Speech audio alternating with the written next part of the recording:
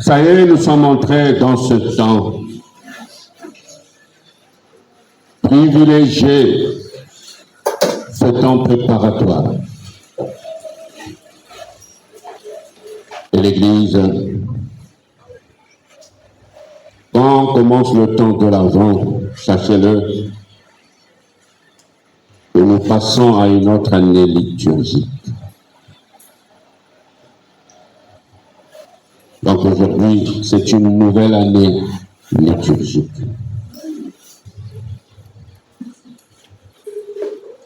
Et l'Avent, c'est donc la venue du Seigneur. Nous nous préparons à la rencontre de notre Seigneur. La venue du Seigneur,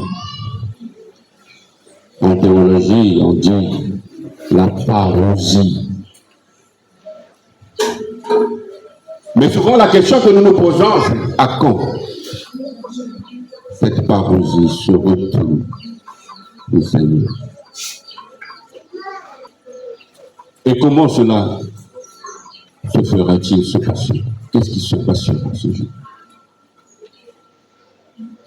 Aujourd'hui, je veux tenter de répondre à ces questions. À quand le retour du Christ?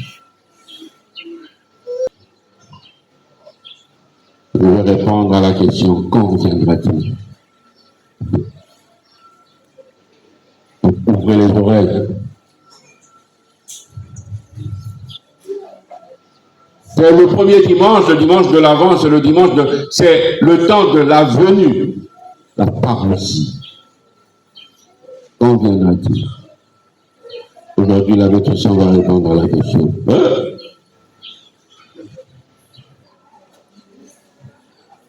Entrons dans les textes. Bien sûr, pour donner la date. En ce temps-là, Jésus parlait à ses disciples de sa venue. Il y aura des signes dans le ciel. La lune et les étoiles sur terre, les nations seront affolées et désemparées par le fracas de la mer et des flots. C'est le style apocalyptique où il annonce des catastrophes. De nos trois espaces, le ciel, la terre et la mer. Mais le style apocalyptique est souvent considéré pour nous comme le style le plus terrifiant. Et d'ailleurs, le livre de l'Apocalypse est considéré pour nous, qui faisons une lecture active, considéré pour nous comme le livre le plus terrifiant de la Bible, avec ses différentes catastrophes. Alors que c'est le livre de la grande espérance. Quelles sont les caractéristiques de cette lecture apocalyptique? Vous voyez, on annonce des catastrophes. Mais attention, lorsqu'on annonce des catastrophes dans le style apocalyptique, la caractéristique principale est la suivante. Ouvrez bien les oreilles. C'est vrai que l'on veut, les prophètes annonçaient en utilisant ce style. Ils voulaient nous rappeler que même dans l'échec,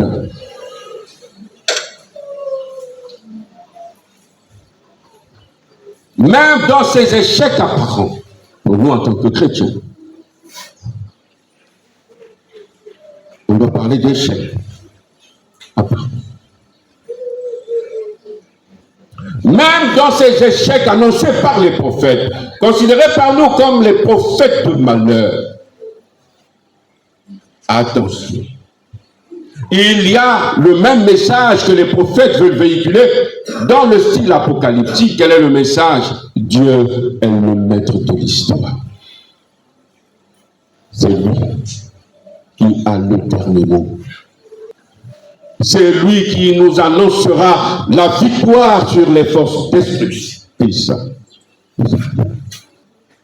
Donc avant de nous annoncer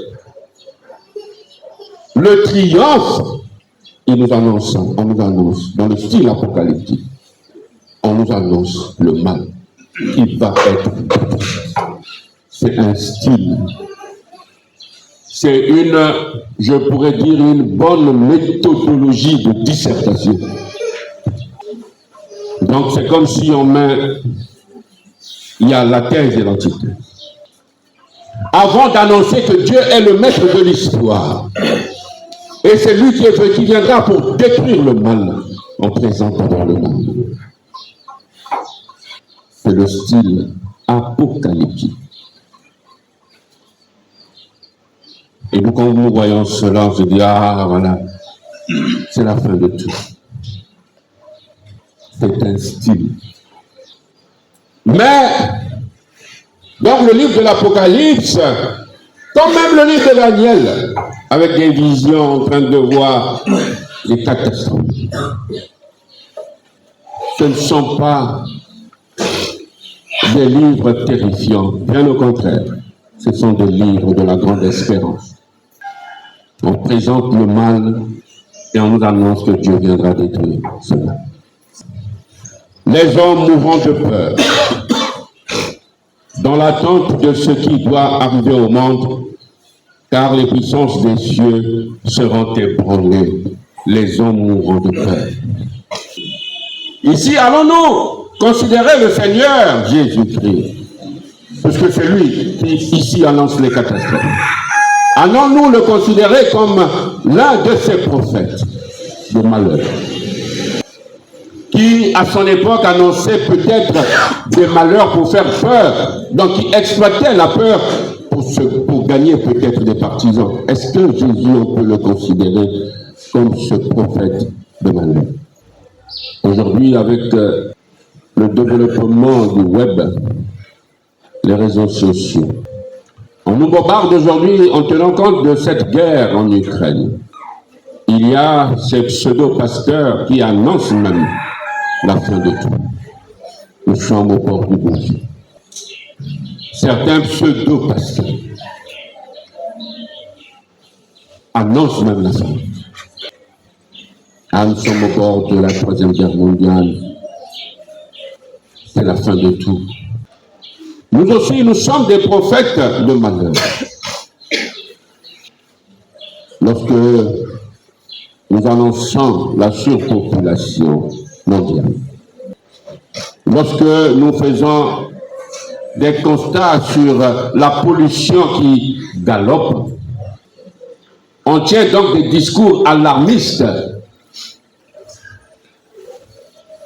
Vous dites, voilà, ceux-là qui pensent que bientôt c'est la fin de tout. Est-ce que Jésus doit être considéré comme ce prophète, l'un de ces prophètes de malheur?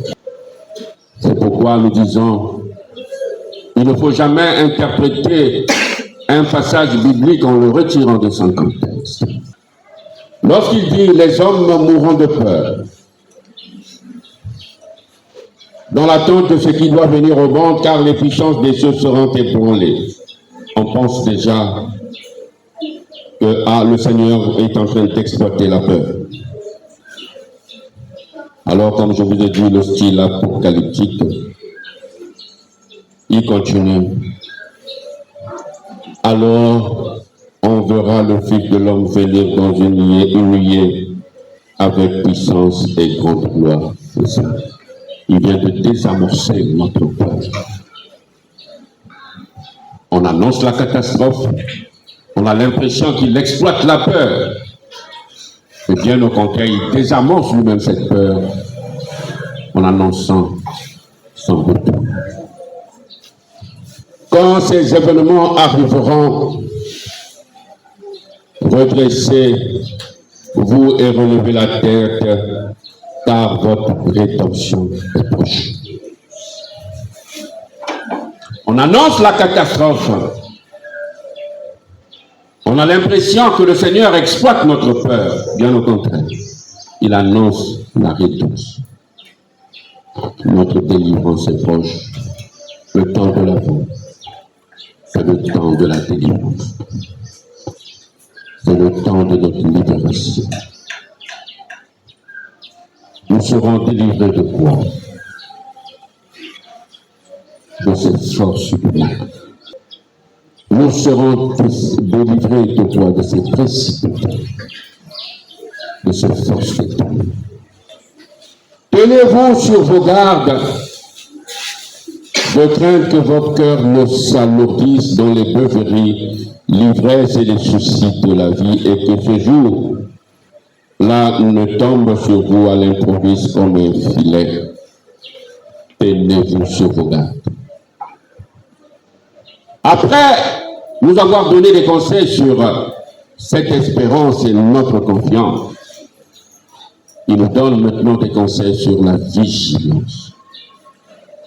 Dans l'attente de ce jour, comme nous venons de l'entendre, dans la deuxième lecture,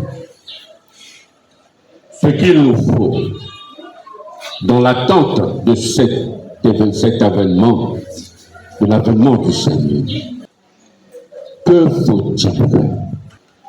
Lorsqu'il nous dit, redressez-vous, tenez-vous sur vos gardes, de crainte que votre cœur ne s'alourdisse dans les beuveries, l'ivresse et les soucis de la vie. Il veut tout simplement nous dire, pendant cette attente de la venue du Seigneur, nous pouvons être perturbés par quoi? Par les soucis et le tourbillon de la vie, c'est-à-dire les excès, le souci excessif de quoi? Du manger, du boire, des préoccupations temporaires, du attention. Et nous met en garde. Cette vigilance qu'il exige à chacun de nous, c'est sur chaque sabbat. Dans l'attente de cette venue, mais viendra-t-il? Quand viendra-t-il? Et que se passera-t-il? Beaucoup de chrétiens, depuis les temps passés, pensent que cette parousie, cette venue du Seigneur est imminente. On pensait que c'est imminent. Et jusqu'à ce jour, on annonce que ce jour est imminent et on l'annonce en prédisant des catastrophes naturelles. Mais que faut-il retenir? S'agissant de la question, quand cela se passera-t-il? Allez lire le texte de Matthieu, je crois au chapitre, si je ne me trompe pas, chapitre 24, verset 30, 36, si je ne me trompe pas. Où Jésus a reconnu, où il est dit que lui-même, même lui ne sait pas. Mais lui-même ignore la date. Mais la Christian veut donner la date aux autres. Mais ce que nous devons retenir, c'est que ce jour suppose la conversion de notre Père. Mais comme je dis que je vais me prononcer s'agissant de ce jour, le retour du Seigneur pour moi est un processus. Et je vous le dis aujourd'hui, son retour avait commencé le jour de sa résurrection. Pour ceux qui veulent satisfaire leur curiosité, le retour, la parousie est un processus, mais qui avait commencé le jour de la résurrection. Ça a commencé le jour de la résurrection, le Christ est venu. Mais, j'ai bien dit, ça avait commencé. C'est pourquoi les théologiens de l'Église catholique, et d'ailleurs, même Paul, dans sa lettre aux Romains, si je ne me trompe pas, au chapitre 13, verset 12. Il disait ceci. La nuit s'achève et c'est déjà le jour. C'est pourquoi les théologiens de l'Église catholique ont raison, parlant de cette parousie, de ce retour. Ils disent ceci. C'est le déjà là, du pas encore. C'est-à-dire, le retour, c'est déjà là. D'où l'expression théologique, c'est le déjà là, du pas encore. Il est là. Mais nous allons le rencontrer face à face tel qu'il est. Après notre pèlerination. Le Seigneur, après nous avoir donné des conseils, comme je l'ai dit, de confiance, d'espérance, il nous donne un conseil sur la vigilance. Restez éveillés et priez en tout temps. Ainsi, vous aurez la force d'échapper à tout ce qui doit arriver et vous tenir debout devant le Fils. C'est le jugement. C'est le Seigneur qui nous a aimés et qui nous aimera toujours. Il nous aide dans ce temps privilégié à nous préparer, comme l'annonce de cette première lecture de ce jour, où l'on annonce ce germe qui sortira de David, un germe de justice. C'est en fait l'annonce de Noël. Demandons au Seigneur de nous donner cette force qui nous permettra de nous préparer à la rencontre, cette grande rencontre. Lui qui vient, comme l'a annoncé la première lecture de ce jour, il vient à Noël pour rencontrer chacun de nous.